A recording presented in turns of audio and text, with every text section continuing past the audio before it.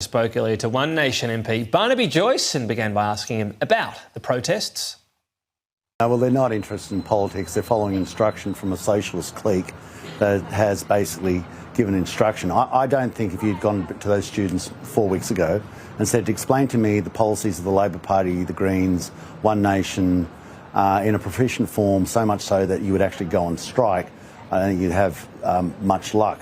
What I do believe in is that a group of, I'll call it for what it is, socialist, left-leaning organisers have basically given inspiration and instruction to students to manifestly portray their political views rather than the students' political views. I think you should allow the students the time and the grace to form their own political views, which most likely will be after they leave school. I guess that's when they'll be voting anyway. Let's get into some of the policy, though. The Tomago bailout. You'd said yesterday on News 24 that it would have survived or will survive more easily without net zero. Their current electricity deal is very low. And on that maths, I mean, even a new coal-fired power plant would probably be double that. So would net zero, removing that, really be any sort of saviour? Yeah, it would. Let's go back through the history of this, right? Let's ground truth statements that have been made. When we had coal-fired power in abundance, we had Tomago making money and no intention at all to leave. Then we went on this crazy crusade that apparently we can change the weather. Whatever you think about climate policy, I don't think we're actually going to change the climate, but it's costing us a lot of money. And as we go down the path of intermittent power, whether it's Tomago, small businesses, large businesses, the one thing we have in common is insolvency and them leaving. We've lost our plastics industry, our urea industry, we're losing our aluminium industry, we're losing our glass industry, and people saying, well, it's just a coincidence of correlation as we progress towards wind towers and solar panels. No, it's more than correlation, it's causation. And you know, it's, if you don't believe us, believe the boffins at Rio Tinto. They have done a very good analysis of the prospects of and they say our power policy, of our energy policy, and they are leaving. Barnaby Joyce just called Australia's entire renewable energy plan a swindle, and he wants a royal commission to prove it. G'day and welcome back to Australian Magazine. Quick pause before we continue. Make sure to subscribe and hit the notifications so you do not miss any updates. Now, let us get into it. New power, you know, if net zero were removed and we decided Creaking Bayswater, you know, it's an older coal-fired power station were to replace with new coal, you get a brand new facility, it's expensive to build and you've got to get money out of that. So it wouldn't be drastically cheaper power, would it? No, well, let's deal with that. So, like, I wonder whether it's going to be cheaper or more expensive than the $2 billion that's turned into $42 billion for Snowy Hydro 2.0, which produces 2,000 megawatts of power for 3 to 4 days. Now, Liddell produced 2,000 megawatts of power for when it was operating at its start for 365 days of the year, 24 hours a day. And with that $42 billion, let's say the $40 billion extra, we could have refurbished every power plant, every coal-fired power plant in Australia. Yet we seem to ignore that part of the argument, and it's not just that. You've got Rio West. That was going to be $650 million or thereabouts. Now it's like heading towards $6 billion. You've got all these transmission lines going to a disparate spread of swindle factories with secret capacity investment schemes that have to be paid for by the taxpayer. So either paying for it up front or paying for it in your taxpayer, in your dollars.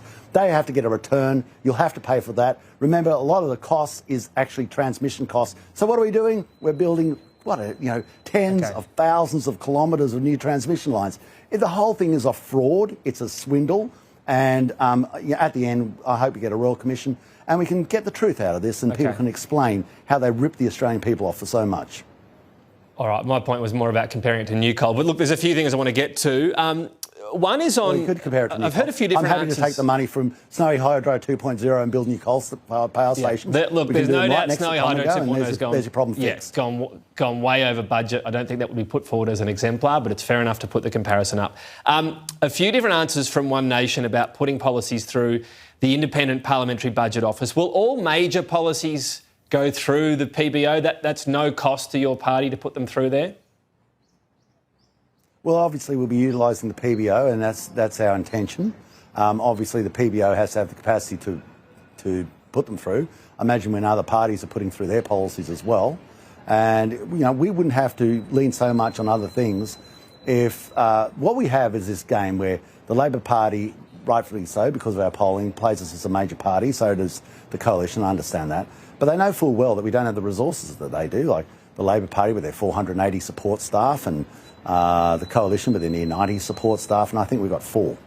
So, it's really important for people Does that to mean know you can't come up with proper policies? They're not. It's too hard to do the detail on it with the number of staff. No, it means that people are trying to starve us of the resources because they want to go back to the duopoly of the Socialists and the Coalition. And we know that trick, but we tell people about it. We just have to work harder, and we'll do that. But there's no cost to put something through the PBO. So will you put through every major policy to the PBO? Joyce did not hold back on net zero, arguing the shift toward wind and solar has hit key Australian industries hard: plastics, uranium, aluminium and glass manufacturing all under pressure. Here's where it gets interesting. He pointed straight at Rio Tinto's own decisions, insisting rising energy costs are not a coincidence. They're the direct cause of industrial decline. I'm saying that, as I said, as we get the policies, we'll put them to the PBO. But I'm just also saying we have to devise the policies, we have to write the policies up, and we're doing it with vastly less resources than any of the other political parties. That is a fact. That is a fact. Now, if they want to spread the resources out a bit wider, then we have the capacity to get things to the PBO a lot quicker. The 5% home loans locked in for 30 years, it was mentioned by Pauline Hanson. You mentioned it's a discussion. Where is that at? Has the discussion happened? Is it going to be a one nation policy? Well, like everybody else, as we go through this as a Treasury spokesman, I'll be looking forward to going through the costings of these things. We start the process, we go through the discussion, we get the costings, and then we announce it. And we want to finalise that position between now and the 2 years before the election, or 1 and 3/4 years before the election. So it's still on the table, is it? And you're considering it as within your Treasury spokesperson role? I'm not going to start slicing and dicing as we go through. We're going through a process of policy structure, and I'm not going to, by other parties and commentators who are not getting the same outcomes from the Labor Party or the Coalition with their resources. I'm not going to sort of take homework on why we haven't got ours out yet. No, I'm not asking on the homework aspect, just something that came up, so I was seeing perhaps if it had been clarified. There's also obviously a lot of spending commitments if you go through One Nation's current policies page on the website. In terms of offsets, we've got the Productivity Commission report about to come out.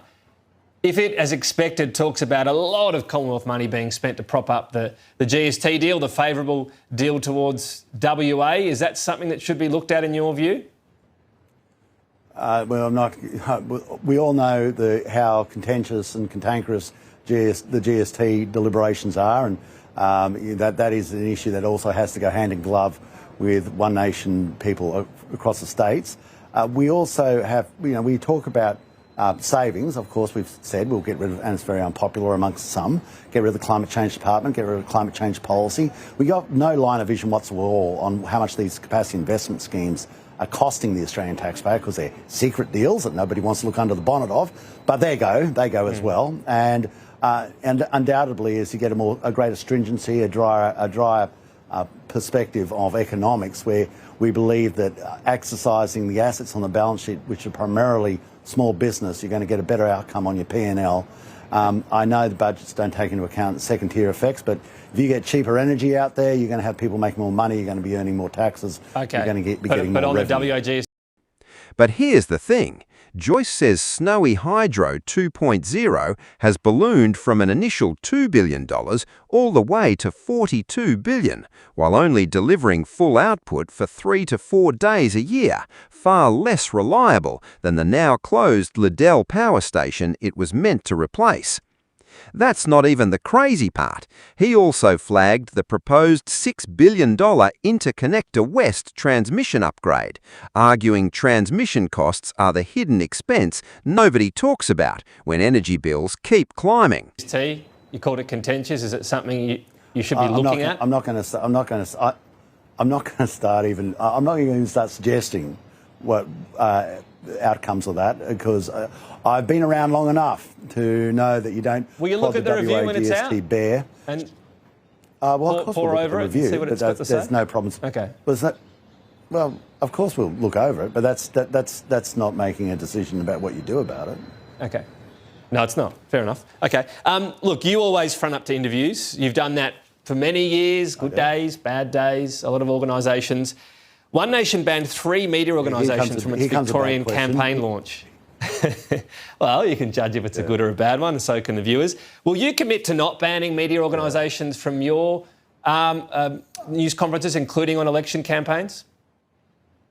Well, I think I can stand by that. Yesterday, I think from the left, I think it would be fair enough to say, did my interview with Patricia Cavallis, and I read in the paper this morning that I'm out loud and proud, but I'm not. I'm still straight, and but yeah. So I think people know full well that I do the whole gambit of interviews. Yeah, I didn't feel the need to clarify that. I did see that line of questioning. And so on that, though, if you're in an election campaign and you're with the leader, Pauline Hanson, and she says, let's ban these organisations, what do? You say no, everyone's welcome?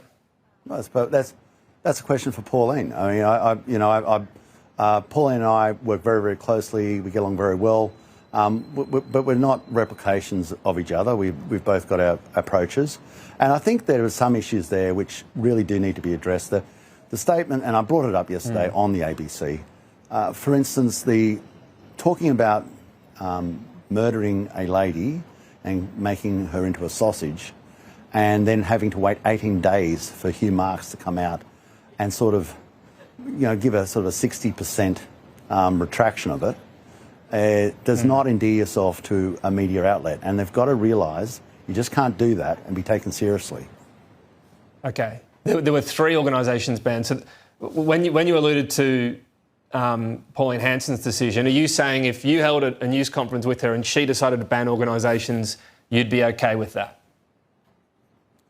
What I would say quite obviously is Pauline Hanson's the leader, and if Pauline Hanson's the leader, decides who's going to be at her conference, and that's Pauline Hanson, the leader. If I'm having mine, well, it may be different. I think you would know that I'm happy to deal with the media chin music as you bowl it up, but I as well would say, if it becomes quite obvious that no matter what you say, it's spun in such a way as it's parochial rubbish and not really reflective of your views, and it's just been scripted and edited in such a form as to create damage, then of course you're going to start questioning, why on earth do I do that? Why do I self-immolate for the purpose of an outfit that just hates your guts? Stay with me, because Joyce did not stop at energy. He revealed a staggering staffing gap in Canberra, the Labor with around 480 staff, the Coalition with close to 90, and One Nation running on just 4 support personnel. And it doesn't stop there. Joyce framed that imbalance as deliberate, a system designed to protect the 2 major parties and shut out genuine alternatives. Final question. You distanced yourself yesterday from Parminder Singh's comments about gay people, hence your clarification before that you are straight. What's the process from here? Is there a party meeting around his continuing future or membership of the party? I'll leave that to the party leadership and to the executive of the party, to Pauline. But I just want to, I get so sick of these tropes that get bowled out. You're racist. We're not racist. And then yesterday, you're homophobes. It's ridiculous. And you say you have to knock these tropes on the head immediately. We work, of course, with a whole range of people, and even saying it annoys them, annoys me, who are gay. But because they say, well, look, I just work. We work together. I don't want to be vilified. I don't want to be glorified. I just want to be left alone. And my private business is my private business, and I'm A-OK with that. Little did viewers expect Joyce to also take aim at student climate protests, dismissing them as organised by what he called a socialist clique rather than genuine youth activism. So how did this happen? A party with almost no resources going head-to-head with two political giants while trying to force a national conversation about energy costs. What does this mean for you? Higher power bills, industrial job losses, and a growing call for accountability over how Australia's energy transition is actually being funded. This video is based on publicly reported interview statements. If you found this update valuable, subscribe for more Australian political coverage from Australian Magazine.